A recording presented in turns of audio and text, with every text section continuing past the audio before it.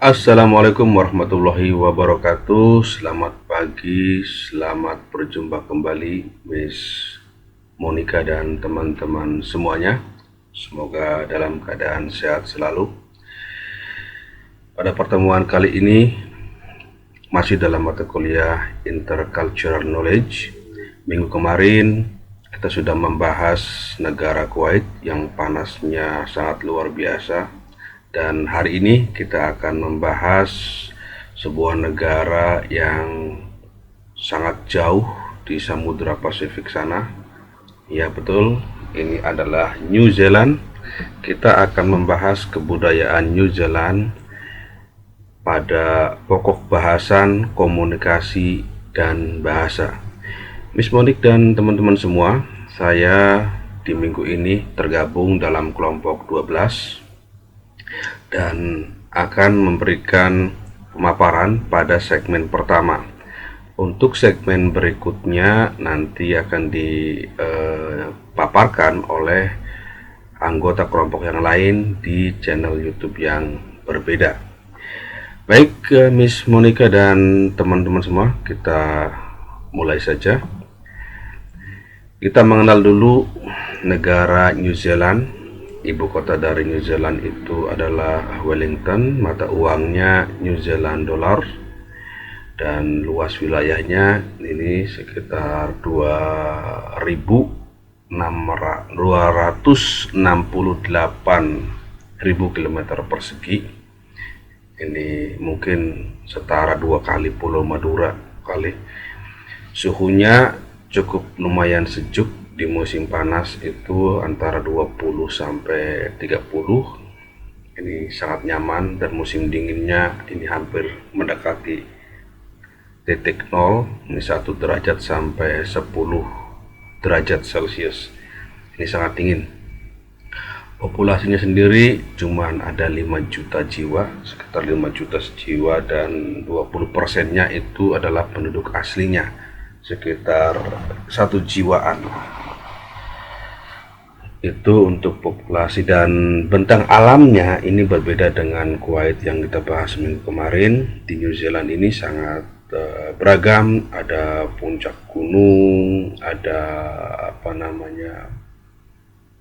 daratan pantai, cukup beragam seperti itu. Dan lokasi dari negara New Zealand ini berada di Samudra Pasifik bagian barat. Jadi dia itu seperti pulau yang terisolir gitu, tidak ada negara lain di sekitarnya. Dari semua perbatasannya itu dengan dikelilingi oleh samudra dan lautan, Samudra Pasifik dan Laut Tasman. Itu sekilas tentang New Zealand. Baik, kita akan membahas secara spesifik tentang komunikasi dan bahasa.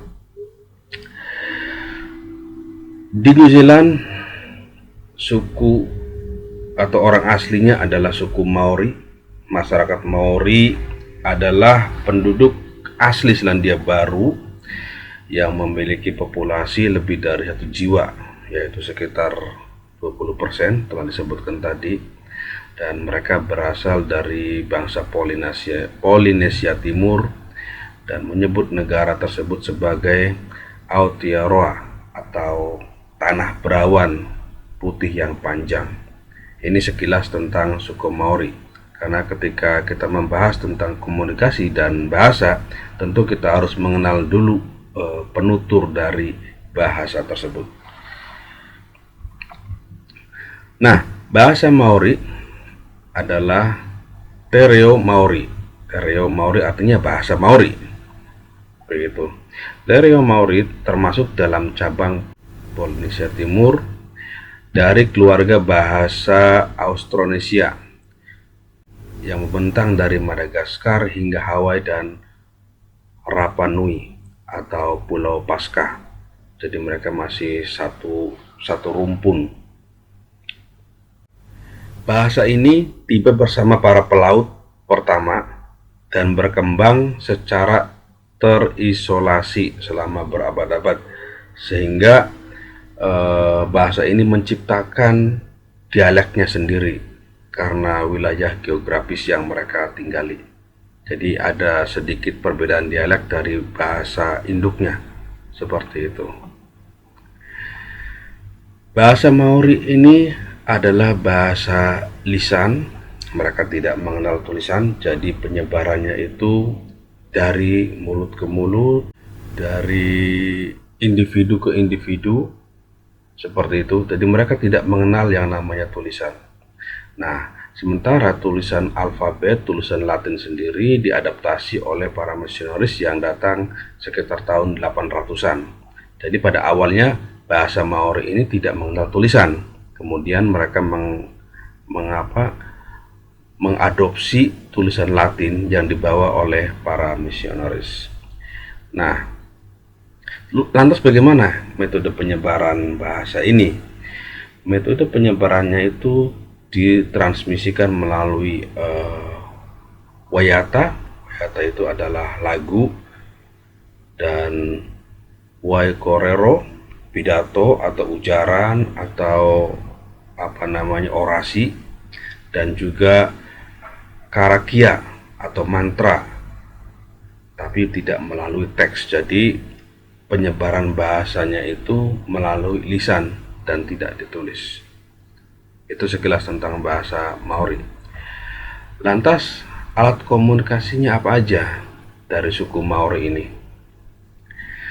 Selain bahasa, suku Maori juga menggunakan alat tiup yang dirancang khusus untuk mengirimkan pesan jarak jauh, seperti memberikan sinyal atau aba-aba yang dimengerti oleh bangsa Maori itu sendiri. Nah, di sini ada 3 alat komunikasi yang dibahas. Yang pertama itu tetere atau trompet daun rami. Ini adalah trompet yang dibuat dari daun kering, kemudian digulung sedemikian rupa sehingga membentuk sebuah kerucut atau sebuah trompet. Gunanya untuk apa? Ini untuk memberikan pertanda atau sebagai sinyal untuk mengumumkan kedatangan tamu penting.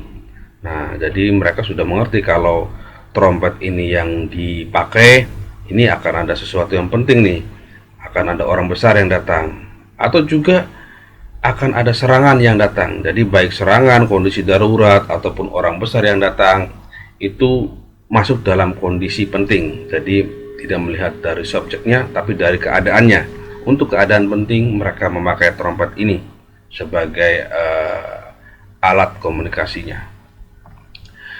Kemudian selanjutnya ada yang namanya putatara atau trompet kerang. Ini yang sebelah kiri ini adalah trompet kerang. Trompet ini terbuat dari cangkang kerang asli yang di ujungnya itu diberi corong kayu berukir seperti itu. Suaranya yang nyaring digunakan untuk memanggil orang berkumpul untuk memberikan sinyal dari jarak jauh. Jadi ini mungkin kalau di Jawa itu semacam kentongan gitu untuk mengumpulkan orang di satu titik tertentu. Jadi kalau ada bunyi dari trompet ini, mereka akan mencari sumber bunyinya dan akan berkumpul di tempat itu. Terus selanjutnya ada pukea. Nah, pukea ini adalah trompet perang. Ini nih yang sebelah kiri ini panjangnya luar biasa, ini sekitar 2,5 meter. Nah, kemudian trompet ini digunakan untuk sebagai pertanda bahaya, dan digunakan saat perang saja. Ini untuk menandai keadaan darurat, musuh yang datang, serangan dan sebagainya. Ini hanya digunakan pada saat perang. Nah, itu adalah alat komunikasi yang dipakai oleh bangsa Maori. Terus selain alat komunikasi, bangsa Maori juga mengenal bahasa visual. Bahasa visual ini adalah sarana komunikasi yang disampaikan melalui ukiran, melalui visual grafis gitu, melalui pahatan.